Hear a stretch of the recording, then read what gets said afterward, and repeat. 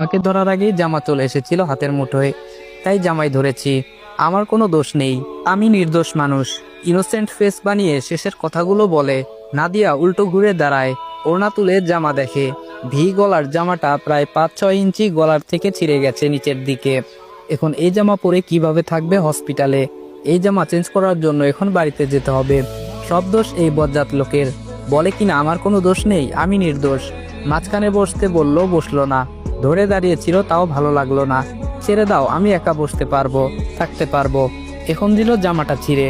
ওদিকে ঘুরে দাঁড়িয়ে আছো কেন, এদিকে ঘুরো। নাদিয়া ওড়না ঠিক করে উদয়ের দিকে ঘুরে দাঁড়ায়। উদয় মিটিমিটি হাসছে। বজ্জাত কি এমনি এমনি বলে নাকি? অকাজ করে আবার হাসছে। উদয় বলে, সরি, আমি বুঝতে পারিনি এমন কিছু হয়ে যাবে। যদি বুঝতে পারতাম তাহলে পড়ে যেতাম, তবুও ধরতাম না। কাছে আসো, দেখি কতটুকু ছিঁড়েছে। মাথায় হাত বুলিয়ে দিই, আসো। উদয় নিজের বাম হাতের দিকে তাকায়।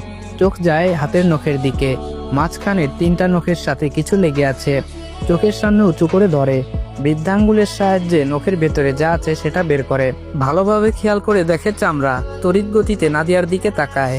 নাদিয়ার শরীরের চামড়া ওর নখের সাথে উঠে এসেছে। নখ তো ছোট ছোটই, তারপরেও চামড়া উঠে গেছে আঁচড় লেগে।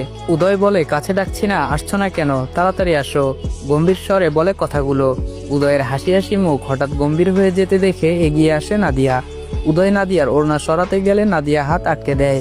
হাত সরাও নাদিয়া। নাদিয়া হাত সরিয়ে নেয়। উদয় ওড়না একটু নিচের দিকে নামায়।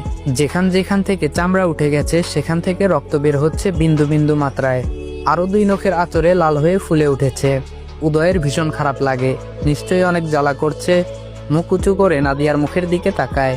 নাদিয়ার চোখে মুখে যন্ত্রণার কোনো ছাপ নেই, যেন কিছু হয়নি। নাদিয়ার চোখে মুখে যন্ত্রণার কোনো ছাপ না থাকলেও তা উদয়ের চোখে মুখে ফুটে ওঠে। যেন ব্যথা নাদিয়া না, উদয় নিজেই পেয়েছে। চামড়া নাদিয়ার ওঠেনি, উদয়ের উঠেছে। অপরাধীর ন্যায় বলে, সরি, আমি বুঝতে পারিনি এমন কিছু হয়ে যাবে। আমি সত্যি তোমাকে আঘাত করতে